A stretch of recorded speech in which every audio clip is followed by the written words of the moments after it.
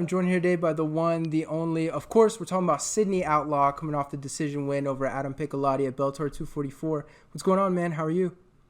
I'm blessed and highly favored. Thank you so much for having me on here. Of course, man. We're glad to hear it. Where are you headed right now? Home. I Ah, got done training. yeah. What was today? Was there anything particular in training today? Because you're not in camp, so I assume it's got to be a little bit more laid back a little bit. Just got done fighting, yeah. Trying to lay off the live stuff, but doing everything that I possibly could. And get back in there soon. Trying to be smart with my body, because Savage is on that mat. And they try, if they see food, they're going to eat. There we go. What's usually your process like coming off a fight? Like, how do you decide when you get back in the gym? Do you like to take a lot of time off, or is it if you're healthy, then you can get back in there? You don't take time out. That's just with weak people that's tired. I mean, obviously, it got some benefits of, resting your body. If you went through a war and you cut up, yeah, you deserve rest, depending on who you are. But I feel like I was bred for this, so I'll be all right. It was a glorified sparring match. Just go in there, fight.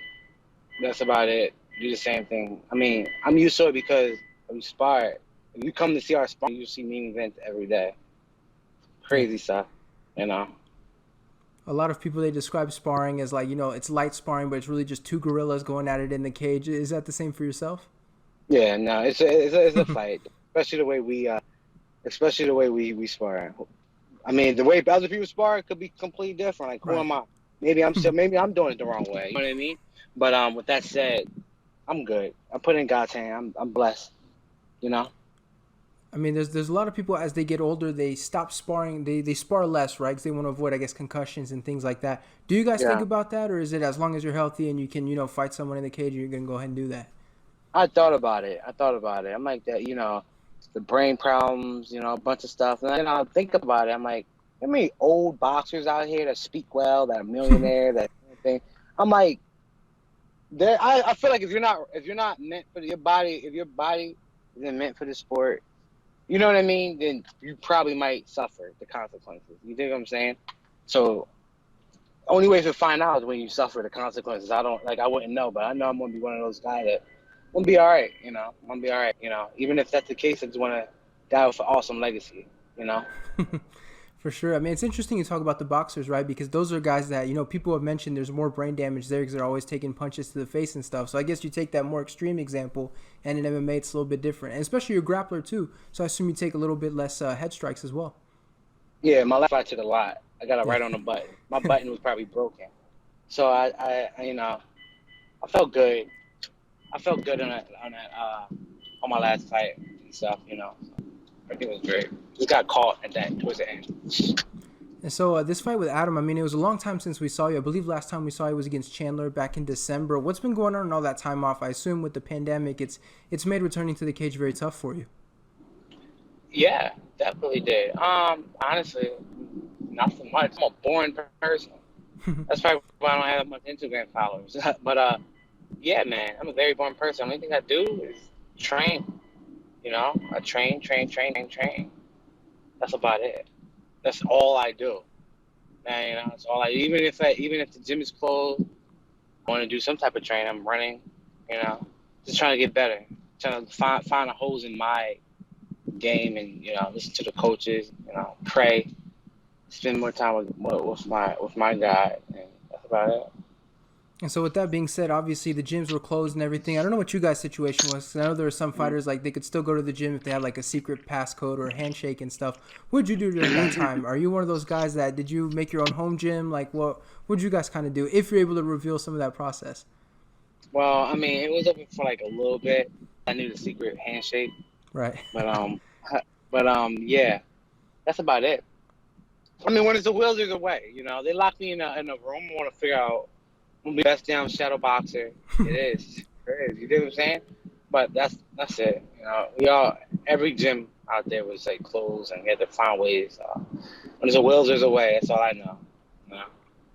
All right, so let's talk about this fight against Adam a little bit. Obviously, it came out. It was a split decision. How do you look back at your performance in that fight? I mean, definitely could have did a lot better. I mean, I'm getting better with my nutritionist. We're getting a lot better. So with that said, it's like definitely played a factor. Definitely, I could have easily finished that. That's why I get so frustrated with myself. That's why I probably gag, because I know I should do something. I know something should be done, but it doesn't happen. You know what I mean? And I trained so hard. You know what I mean? I trained some of the best. I'm training with some of the best athletes on the planet. Oh, great job, great job. It was good fun, Piccolotti. Man, I'm like, you know what I mean? Like, y'all, it wasn't supposed to be like that. It was supposed to be one round. I took it back, and I finished. But it's getting back. Yeah. That's one thing that I'm happy about. That the way I train is exactly going into the fight, and it's only getting better. All glory to God for that, because like I'm feeling it. The next fight's gonna be better than that. The cut to 55 is like I'm trying to figure out what I can get away with.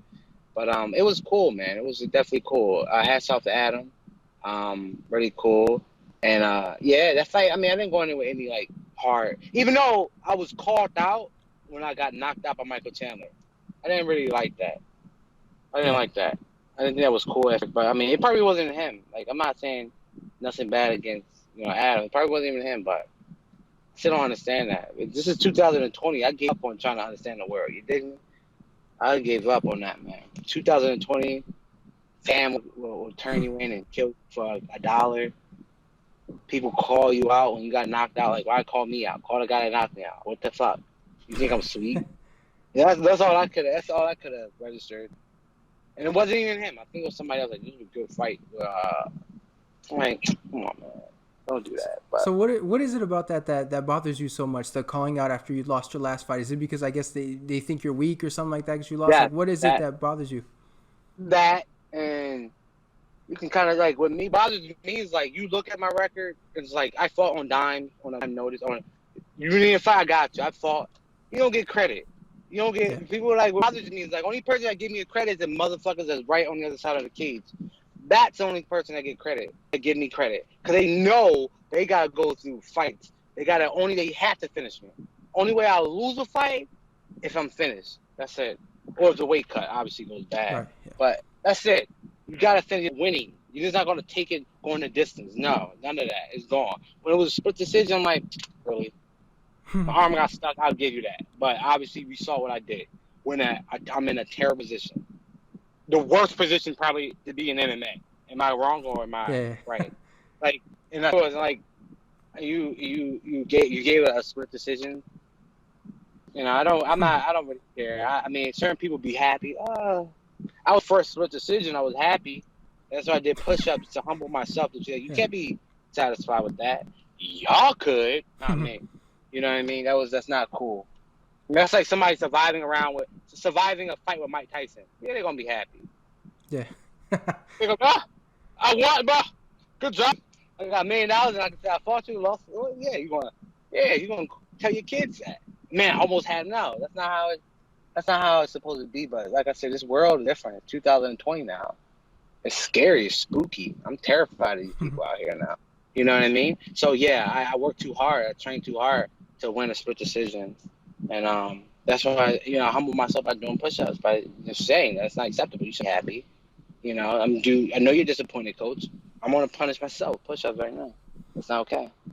It's funny you mentioned the surviving with Mike Tyson, because it makes me think of Chuck Wepner and Muhammad Ali, right? Where the big thing was he survived and he dropped him with a body shot or some funky stuff. Yeah. Like, it's same situation.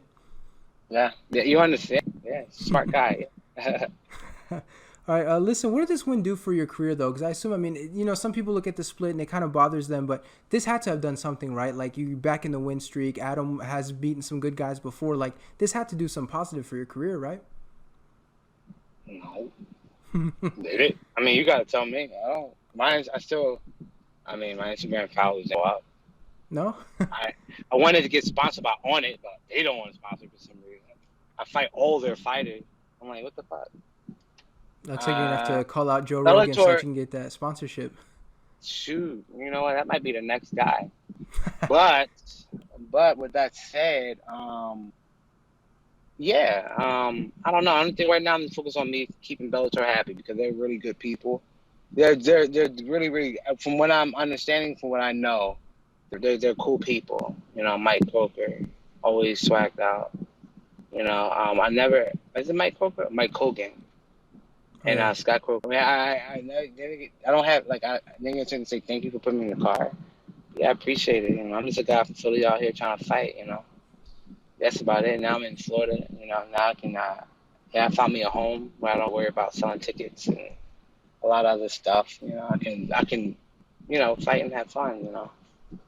I like that, and I appreciate them. That's about it. But everything else, I don't know. And so, what was your reaction when they're reading the split decision? Because we know some fighters, they can be, it sort of mentally, it bugs them, right? When they hear the other person won the fight on one of the judges. What's going through your mind when you're hearing that it's going to be a split? It was scary. Yeah. It wasn't even, they didn't even say it was going to be a split. I'm pretty sure you heard they would start saying numbers. And I'm like, Yeah. judge, whatchamacall. I'm like, wait, what Yeah. does that mean? Wait, is this a split? I'm like, outlaw. I'm like, outlaw? Duh. Like, Oh, yeah. what about the second round? Piccolotti. I'm like, I heard him in the background saying, man, I lost the fight. And I'm like, and one of his coaches was like, oh, we don't know that yet. We don't know that yet. And I'm like, oh, yeah, we kind of know it. And I'm like, oh, snap. Freaking split decision? I'm like, how, man? I'm like, oh, man, that sucks. But you know what? I was in a bad position. I probably shouldn't have been in it. It shouldn't even went past the first round. I'm getting better with my nutrition, my nutrition. And it's just getting better and better and better and better and better. That's probably why I always look like I need a haircut, because the health, my hair just keeps growing. You know what I mean? But yeah, that's about it. The food part. All right, so listen, realistically, when do you think we're going to see you fight again? Because I think it's tough for Bellator, right? Like, everybody's taking these fights on short notice. Do you have an idea when we're going to see you fight again? To be honest, no, I don't. Whenever they want. Probably now I want to start taking some smart fights for me. Start showcasing what I could do. Put the red gloves on. I've been having blue gloves, man. Right. And then going back to what I said about my record, came into Bellator. My first fight was against who? Roger Huerta. Roger Huerta, yeah. My second fight was against who? I got knocked out by Michael Chandler. Yeah, On a short notice fight. I mean, sometimes I just want one recognizable person like yourself or somebody to be like, yo, like, you're undefeated. What? Who did you fight? Like, I could be undefeated right now if I wanted to, right? If I go in the street or go to a homeless shelter, I can be 100-0. I can be 100-0. And everybody would just see, I'm curious, man. But I fought literally dying notice. 5 weeks. 5 weeks. You know how weight cutting for me is important. I told like 6. No. That's 8. We're a good fight camp. 8. Cut weight 5, which is okay because my opponent did the same thing. But did a 5 week camp. We get there. We had to cut weight. Cut weight was hard because Bellator did such a great job with trying to contain the COVID thing. Yeah. It's such a great job. But the weight cutting still was hard because it wasn't with the process that I'm used to doing. And I already have a hard time doing that process. Yeah. But they took care of us. You dig what I'm saying? So I'm like, oh my goodness. So basically, makes me want to change my life. So I'm always ready. So I won't blow back up. But yeah, it's getting awesome, man. It's getting really awesome. It looks, that's about it. Yeah. But as soon as possible, I'll be all right. All right, so one last question for you. You talked about it a little bit, right? Wanted to take the smart fights and everything like that. So realistically, who's that next fight for you? I put it in God's hands. My mind says anybody. Right now, my manager is Ali. So I put it in God's hands. My mind says like anybody is the right fight. Anybody is the right fight.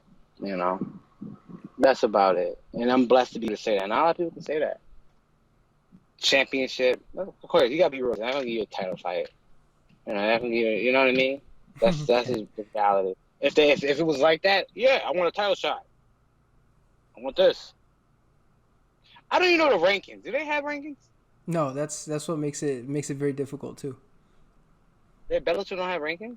Yeah, well, maybe there's some behind the scenes for you guys, but I know for us, for media, we have to go based on how everybody's doing. Really? UFC have rankings, right? Yeah. That's like rankings, right? Huh. So would I be in the top 10 or? I think so. Think so? And I'm gonna push the envelope. Will I be close to the top five? I think so. I'd put you at, I maybe think so. 7, 6, something like that. You'd be in a good spot for sure. 7. I take 7.